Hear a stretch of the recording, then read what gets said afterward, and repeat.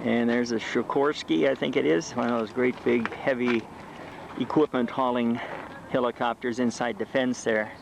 Of a jet this is exactly, but it's got a civilian number on it, so it must be owned by somebody who is able to fly it, maybe. Be an expensive one to try to fly. Let's see what type it is here, just for the heck of it. It's a Douglas A4D, I guess is what I see there. Skyhawk.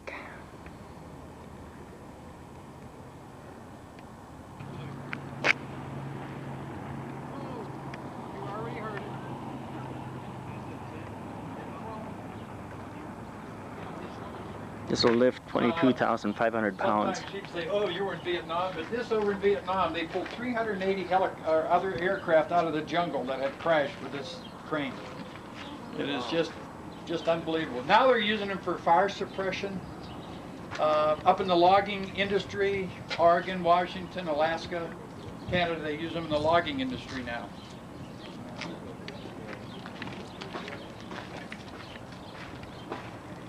Are you reporting for duty? We are. Good.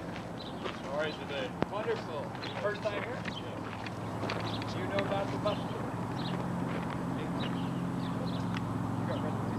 Oh, 10 o'clock? You can't get off the bus, but you're on a secure base. And especially now, they're under what we call the Alpha Alert. Another vehicle called bus. They would, yeah. Here comes the guys right now.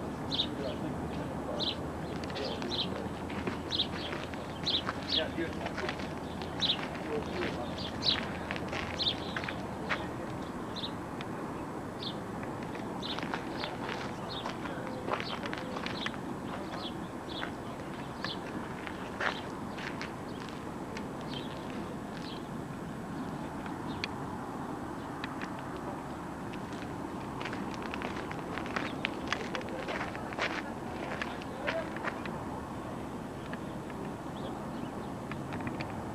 That's their winch, the way it looks. A rescue helicopter. Here's another one.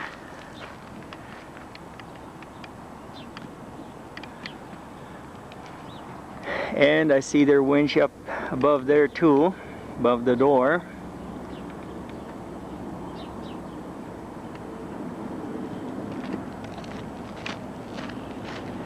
Here's an old one.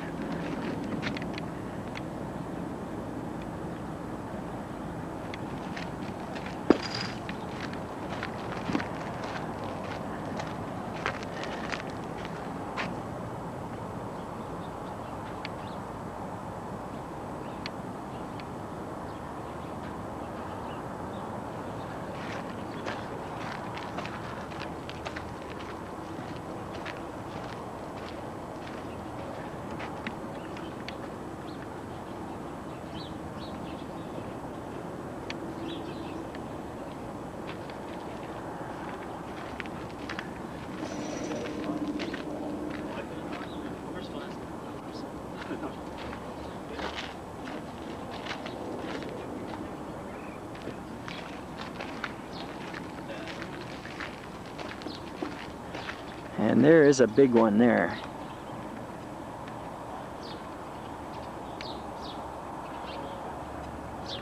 Kind of a cargo one. Looks like they can drive in to the front of it. The doors are open in the front.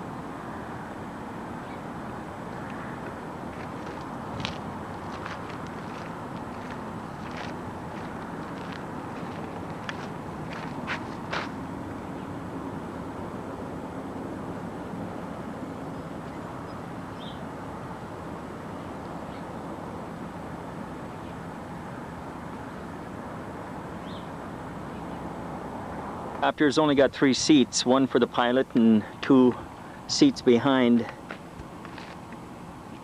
I see it's got a baggage compartment here for 145 pounds. It's an old one. It also has a little winch on it.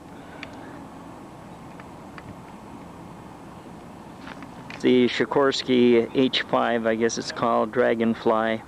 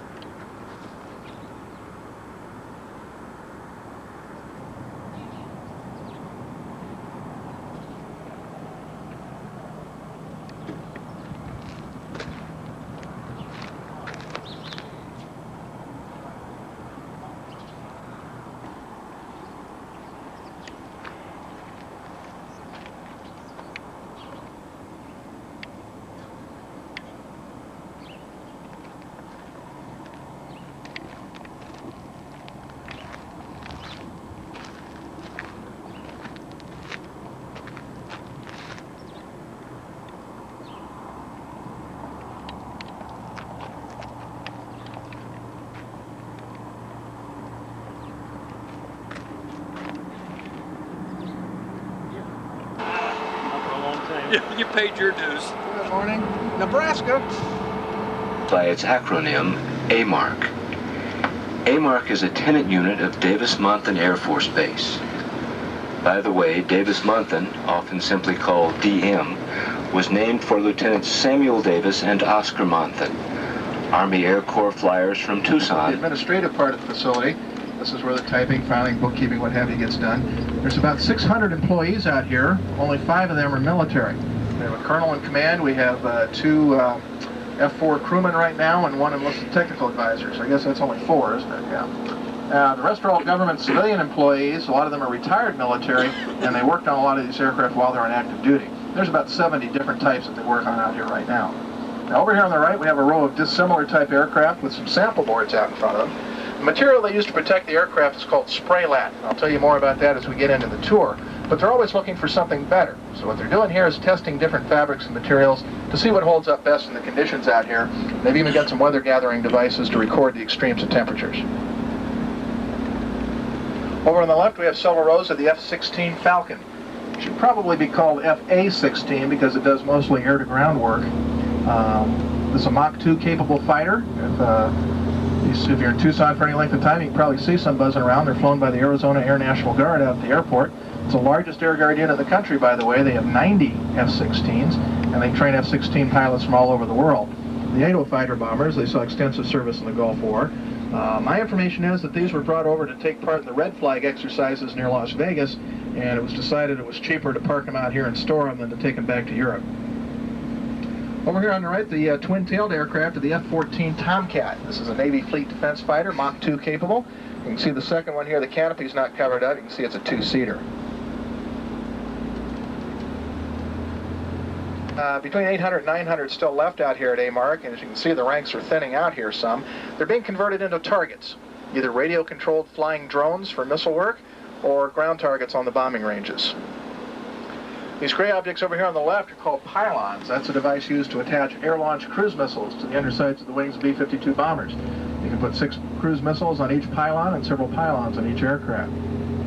There's more pylons up ahead here wrapped in that white spray lat, but behind them there, the gray canoe-looking objects are actually fuel tanks.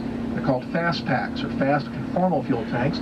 They're used on the F-15 Eagle fighter. They mount alongside the engine nacelles, give the F-15 transatlantic ferrying capability without reducing its flying characteristics. Talk about these green twin-tailed airplanes here on the right. These are A-10 Thunderbolt IIs. Now, Thunderbolt II is the official nickname, as it's built by Fairchild Republic. That's the same company that built the P-47 Thunderbolt in World War II fame. However, its sleek aerodynamic lines have earned it the unofficial nickname, the Warthog. Now, the Warthog has a bit of a story to it. Didn't have a lot of fans at the Air Staff and the Pentagon. Okay, fighter pilots like to fly high and fast. The A-10 flies low and slow. In fact, the A-10 is probably the only aircraft ever to record a bird strike from behind. Right, but it was built on Long Island, which was the home district of Senator Alphonse D'Amato, very powerful member of Congress. He kept the program alive, even at one point threatening to give them all to the Army. And I'll pass around to get a closer look at it there. Obviously it doesn't fire at that with the OV-1 Mohawk. This is one of those rare fixed-wing Army aircraft. It was used in Vietnam for forward air control and observation missions. We have one on our new forward air control or FAC display right outside the main hangar. Next to it there, the S-2 Tracker. This is a carrier-based anti-submarine and patrol aircraft. It was replaced in the mid-70s by the jet-powered S-3 Viking sitting next to it there, but since it's covered up in stealth netting and I can't see it, I'm not going to tell you anything about it. Back on the right here, the E-2C Hawkeye. This is the Navy's version of the Airborne Warning and Control System, or AWACS aircraft. That frisbee-looking thing bolted on top there is a radome. It rotates at a rate of about 6 times per minute and keeps track of anything flying around the fleet. Next to it here, the C-1 Trader. This is a cargo version of the S-2 across the street. This is one of the most welcome sights you can imagine if you're stationed with the fleet. That's the guy that brought the mail out to you. Okay, so if you're getting cookies from home, it's coming out on a C-1. The mission was known as Carrier Onboard Delivery, or the COD aircraft. Over on the left, we have some helicopters, starting with the big green H-53 Sea Stallion. It says United States Marine Corps down the side. This was part of the Presidential Support Unit in Washington. When the President would move, say, over to Camp David or Andrews Air Force Base, one of these would be taking support equipment or personnel along with the group. Next up, the H-3 Sea King. This is a Vietnam-era carrier-based helicopter used for overwater patrol and search and rescue. We're told this is the helicopter that plucked the Apollo 13 capsule out of the Pacific after its near-disastrous moon mission. Next to that, the H-2 Sea Sprite. This is a light utility helicopter used by the Navy. And another little Navy helicopter here, the TH-57 Sea Ranger. That was a training helicopter. Back on the right, the C-131 Samaritan. This is an older cargo-type aircraft. The Air Force also used these as flying classrooms to train navigators. Now, there's still quite a few of those out here at AMARC, but they're all candidates for foreign military sales, so they don't have any parts stripped off of them. Back to the helicopters, we have the H-1 Iroquois, better known as a Huey. This is the type you associate with the air cavalry missions in Vietnam.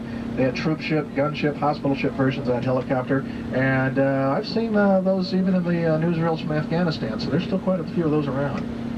Next up, 2 versions of the Cobra, the twin-engine Sea Cobra used by the Navy, and the single-engine Huey Cobra used by the Army. The Cobra was the first helicopter actually designed to be a gunship, and it first entered service in Vietnam, and there's still some of those around today as well. Next to that, the ES-3A Shadow. This is an electronics aircraft. It would fly around the fleet and keep track of where everybody was based on their electronic emissions. On the right, the C-2A Greyhound. This is a cargo version of the C-1 AWACS aircraft that we just saw, and the follow-on to the C-1 in the COD mission. Built under license by McDonnell Douglas in St. Louis, used by the Marine Corps as a close air support aircraft. It's the Western Hemisphere's only vertical takeoff and landing jet fighter. The gray airplane here with a funny-looking stick in the nose is a Navy A-6 Intruder. That stick in the nose is the refueling boom. These entered service in Vietnam and saw service right through the Gulf War. This particular aircraft was the last operational A-6 in the inventory. However, there are still electronics versions of the EA-6 in service, and unfortunately that was the type that cut the cable for that ski gondola in Italy a couple of years back. The YC-14. This is a prototype airlifter. It was designed to operate off of short airfields and replace the C-130 Hercules like you see behind it there. During the demonstration phase, it showed that it could land and stop in only 4 times its own length. But budget cutbacks killed the program after only 2 prototypes were completed, and we have the other one over at the museum. Now back behind us there a little bit in the second row with the 07 on the nose and the orange tail is an LC-130. This is a special version of the Hercules transport. If you look close, you can see it's got skis for landing gear. Okay, these were used by the National Science Foundation during Operation Deep Freeze, conducting research down in Antarctica. Then they were all transferred to the New York Air National Guard. And that's where they were when you probably read about that lady doctor that diagnosed herself with breast cancer down in the South Pole. When she first made that diagnosis, the weather was too severe to get her out.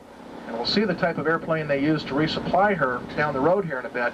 It entered service in the mid-50s. I expected it to be in production for about 5 years, but it was in production for over 20 years.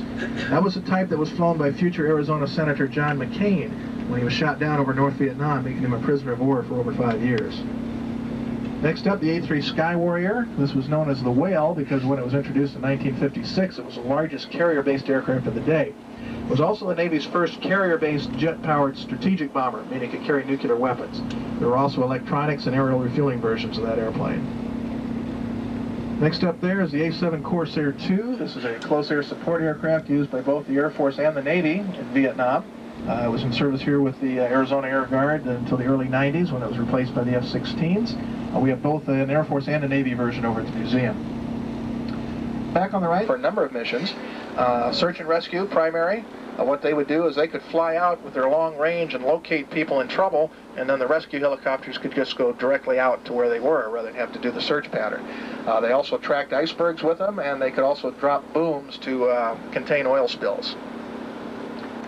Now, as we pass the intersection here, notice the height of the street signs. It's not that we have a bunch of little people working out here, but they do move these airplanes around quite a bit. They keep the signs nice and low so they clear the wings. They don't have to constantly take out the signs and put them back. Starting off the next block on the left, another one of those F-14 Tomcats that we saw earlier. Again, Mach 2 capable, variable sweep wings, and it's basically built around the radar in the nose. It can track multiple targets simultaneously. Over on the right here, we have the YC-15. This is the competitor to the YC-14 that we just saw. Again, only 2 of these were built, and we used to have the other one at the museum, but the manufacturer, McDonnell Douglas, got the follow-on contract to the new C-17 airlifter. That airplane uses a lot of technology that they were first experimenting with on this airplane, so the Air Force took our example back, and it was taking part in the C-17 test program. Back on the left, the first of the so-called Century series of fighters in the 50s and 60s. This is the F-100 Super Sabre. The Super Sabre was the first production aircraft that could exceed Mach 1 in level flight. Next to that, the F-106 Delta Dart. This was the mainstay of North American air defense operations in the 60s and early 70s. That airplane says Chase on the tail. It was part of the B-1 test program as a chase plane. Next up, the F-101 Voodoo. This is a 2-seat, 1,200 mile per hour interceptor. We have both an interceptor and a reconnaissance version over at the museum. Another little cargo airplane here on the right. This is the C-27 Spartan. It was built in Italy, and the Air Force had a handful of those that they used to move people and things around in South America. Back to the left, the F-105 Thunder Chief. The F-105 was the largest single-engine fighter bomber ever built. Introduced in 1959, it saw extensive service in Southeast Asia. Next up, another one of the F-4 Phantoms. This is a reconnaissance version. You can see the camera pod there right under the nose. And next to that, an F-8 Crusader. Now the sign should actually read RF-8. This is also a reconnaissance version. You can see the camera pod by the nose gear. The F-8 was the Navy's first carrier-based aircraft that could exceed 1,000 miles per hour in level flight. There was a reconnaissance version like this aircraft that was flown by Marine Corps Major John Glenn when he set a transcontinental speed record before he became an astronaut. This entered service during Vietnam and is just now starting to be replaced by the C-17. During its lifetime, they extended the fuselage and gave it aerial refueling capability for greater range and cargo capacity. Now, this is the type of aircraft they used to resupply that doctor we were talking about earlier. They launched one of these out of McChord Air Force Base in Washington State. We got a couple of folks from Washington here with us today. Flew nonstop all the way down to the South Pole, got in low enough, dropped her supplies, flew nonstop all the way back home. Now, with aerial refueling, that long a mission is not that unusual. But to get in low enough to drop her supplies where anybody could find them, and the weather that day made it for a pretty sporty mission. Back on the left, we have 2 versions of the B-57 Canberra. This is another British design. The first is a standard bomber variant that saw service in the early days in Southeast Asia. The second one is a WB-57. Notice the much longer wings and the extra engine power. These were used for very high altitude weather reconnaissance work, much like a U-2. On the right, an EC-135. This is a military version of the 707 commercial airliner. This particular airplane was used as an airborne command and control system aircraft by Strategic Air Command out of Omaha, Nebraska. For over 20 years, a general officer would be on board in the air 24 hours a day, 7 days a week. Not the same guy. They did rotate that job. But he was prepared to take over the functions of the headquarters in the event it was taken out in a nuclear attack. On the left, an F-111. Aardvark. This is Robert McNamara's brainchild. He was Secretary of Defense for both Presidents Kennedy and Johnson. He wanted one airplane for all the services. But by the time everybody got everything on it they wanted, it was too heavy for carrier operations, and the Navy wouldn't buy it. So only the Air Force ended up using it. It's a type that was used on the raid on Libya in 1986. And the unusual feature about it is that the entire cockpit ejects as a capsule, as opposed to individual ejection seats that most fighters use. Pretty little blue trimmed airplane here is a C-12 Huron. This is an executive transport. It can carry up to 8 passengers in addition to its crew of 2, generally used to move senior government officials or military officers within an area of operations. Back on the right, an EC-24. This is a military version of the DC-8 airliner. In fact, this airplane was an airliner when it was built, but the Navy bought it down the road somewhat and converted it to the EC configuration. And it was used to simulate electronic warfare threats during naval exercises. Another Navy airplane here on the left, P-3 Orion. This is a shore-based anti-submarine and patrol aircraft. See a lot of these, over 500 of these were built. There's a bunch of them there behind them. Those are all candidates for foreign military sales. Now, one of these was in the news recently, too, an electronics version. The EP-3 was the type that was run into by the Chinese fighter jet before the world changed a few months ago. Its predecessor in the anti-submarine role was the P-2 Neptune, next in line here. Now, the P-2 also had an interesting mission for a while. During the 50s, the Navy got very concerned that the Air Force was going to get all of the money for the atomic bombing missions. Now, they didn't have anything powerful enough to lift the heavy weapons of the day from a carrier jet or a deck. They were still working on that A-3 we saw earlier. So as an interim step, they hung a couple of jet engines on a P-2, like you see here, and while that was powerful enough to get off the deck with a weapon, they didn't have any way of stopping it when it came back, so it would have been a one-way mission. Fortunately, they never had to try it. Now, finishing up this block, we have 2 more of the F-111s, a standard fighter version here, the Aardvark, a camouflage paint scheme. The gray airplane is an EF-111. It's an electronics version known as a Raven. You see the big bulge there on the tail fin, another bay under the fuselage, used for suppression of enemy air defenses, radar jamming, that sort of thing. While the standard aircraft is known as an Aardvark, unofficially the electronics version is known as a Sparkvark. C-141s. The engines are basically the same things that are used on the B-52 bombers, so they're salvaging the engines for reuse. But we basically flew the wings off of these things during the Gulf War, and they're getting toward the end of their useful service life. Over on the left, little HU-25 Falcon. Also, it's an aircraft that's built in France, and the Coast Guard bought a number of those for overwater patrol and search and rescue work. The white airplane here is a C-22. Now, this is the second one they parked in this position. The first one we knew had been used by the Commander-in-Chief of Southern Command as his executive aircraft. This airplane we don't know anything about. Our team leader has tried to look on the various websites, and the registration number isn't even on the Air Force inventory, and they won't tell us what it was used for. So it's just a pretty airplane and subject to rumor and speculation. Next up, a little OV-10 Bronco. This is another one of those forward air control aircraft used by both the Air Force and the Marine Corps in Vietnam. We have one Marine Corps markings in that FAC display outside the main hangar. This big gray airplane here is another one of the Hercules variants. It's an AC-130, known as a Spectre. As we come by the far side here, you can see several bulges in the fuselage. Later models of this airplane had all sorts of weapons that they would use. They have a Gatling gun, a howitzer. I've even seen news clips from Afghanistan. They have airborne artillery in them. And what they do is they can fly in a circular pattern and attack ground targets, either to interdict enemy supply lines or to support our own ground troops. The commercial airliner here is the first 727 delivered to United Airlines in 1963. It's waiting for a new home. The Smithsonian's National Air and Space Museum is building a new facility at Dulles Airport in Washington for its larger displays, and this will go back there at some point, but they haven't told us yet exactly how they're going to do that. We don't know if they're going to put engines on it and fly it back, or disassemble it and ship it in pieces. Navy airplane here with a funny looking nose is a TC-4 Academe. The nose looks a little funny because it comes off an A-6 like we saw earlier.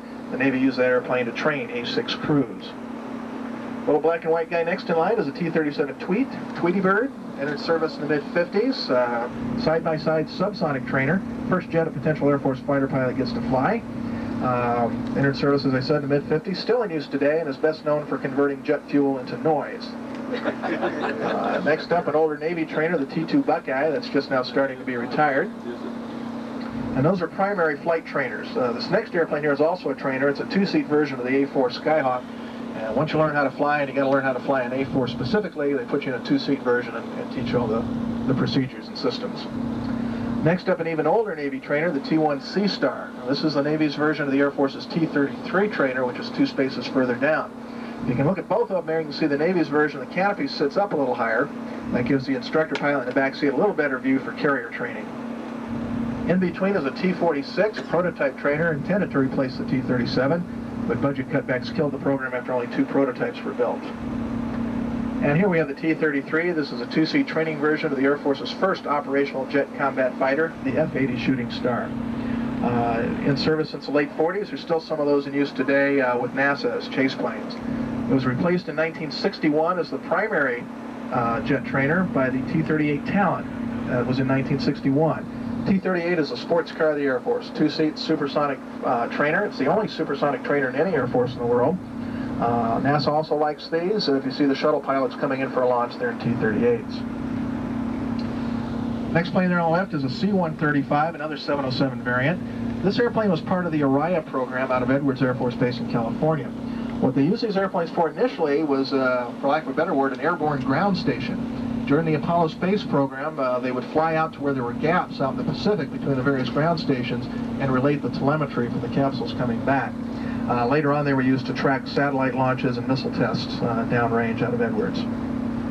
Over here on the right is probably the closest many of you will ever get to a B-52 bomber. Okay, this is a G model. The later H models are the primary ones in service now. The wingspan on this airplane is longer than the Wright brothers' first flight. During the Gulf War, these airplanes would launch from as far away as Barksdale Air Force Base in Louisiana, fly nonstop all the way to the Middle East, drop their bomb loads, and then come back home. B-52s have been operating in Afghanistan. They've been operating out of a British base in the Indian Ocean. And we're going to see a bunch more of these as we get over to the far side of the facility. They're used for forward air control and observation again in Vietnam. And we understand there's still some of those in civilian use today. They use them to track big game poachers in Africa.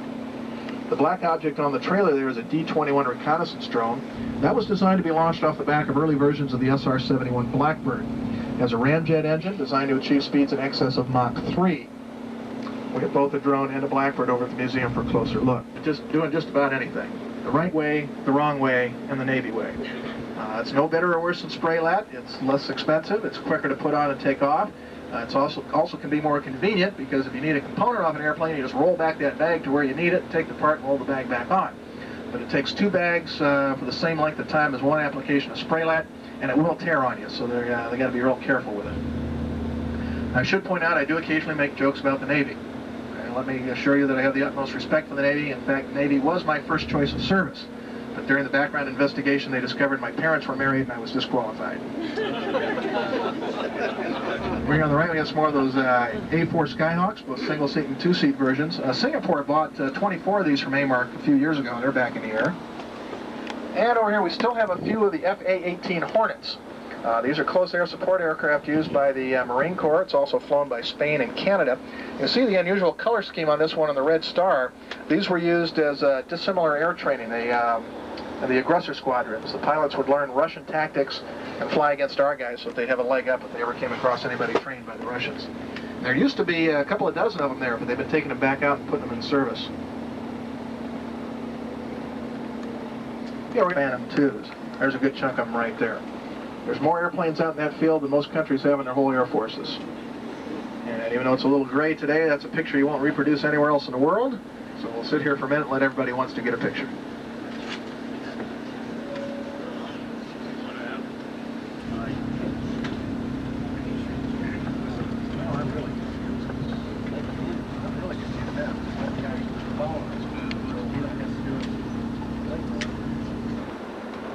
They kind of stage them in here and then they take them out to the far side of the facility. Now we're about to go over one of the strongest bridges in the state. About 20 years ago, the city decided they'd like to have Kolb Road extended all the way down to the freeway, but the airbase was in the way. These are older models of aircraft that have newer versions still in service, and they're stripping them of any usable parts. Same is pretty much true of all these old 707 airliners over here. These can no longer meet Environmental Protection Agency standards for noise and pollution. Now, as you've seen, the Air Force flies a version of this airplane, the 135 series, and at the time it had even dirtier engines. So the Air Force bought these up for the engines because military standards aren't quite as strict as civilian standards, then found all sorts of neat things on them they could use, like seats and galleys and lavatories. The Air Force actually saved $4 million for every one of these that they bought.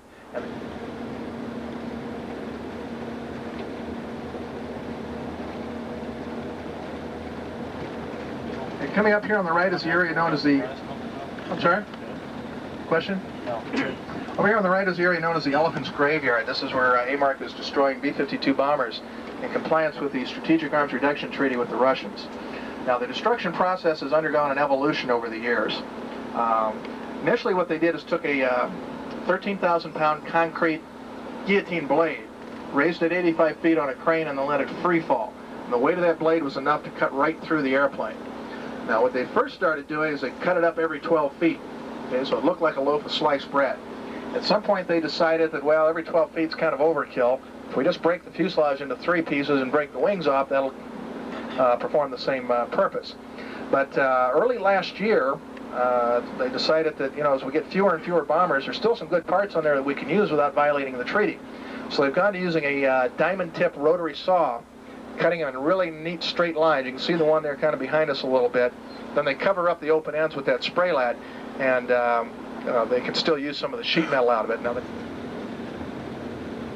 even more of those C-141 Starlifters out here.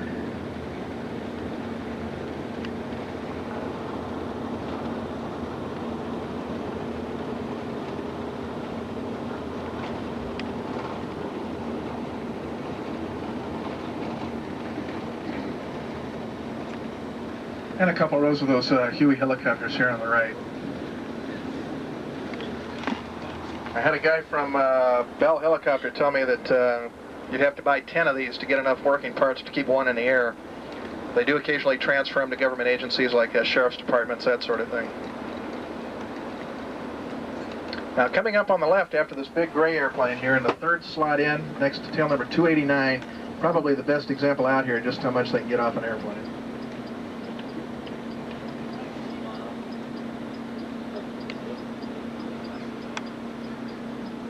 I think we got our money's worth out of that one.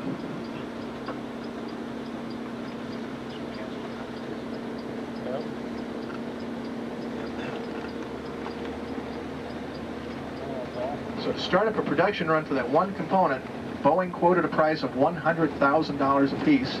Said it would take 18 to 24 months to get enough built to get them out to the units in the field. Well, it wasn't what the Air Force wanted, so instead they came out here to AMARC, pulled clamps and refurbished them off of airplanes here in storage. It cost them about $500 a pop. Had them out to the units in 2 weeks. So you can see how much they saved in that one instance.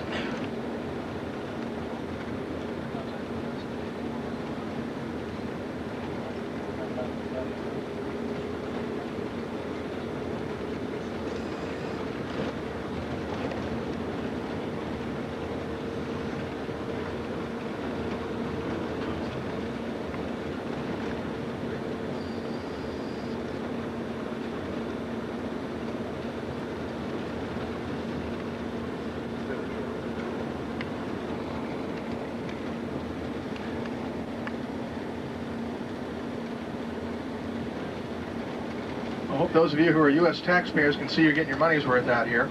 AMARC is probably the only defense activity that actually makes money. Last year, for every dollar spent to operate the facility, AMARC returned about $22 to the Treasury. And they do that by taking parts off of older airplanes to keep newer ones flying or to put back in the supply system, and they're cut up. That's why you don't see anything from World War II or Korea here.